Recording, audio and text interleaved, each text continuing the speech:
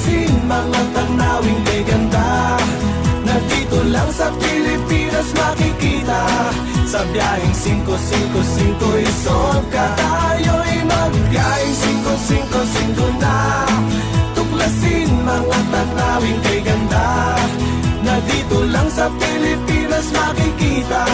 Sa biyaheng 555 isog ka. Minsan lang mangyari ang ganito, sa biyahe ay sama-sama tayo. Pamilya man o barkada o kahit sino, halina at bumiyahe tayo. Ang gaan sa bulsa at ang saya-saya sa biyahe na ito, lahat sumama na.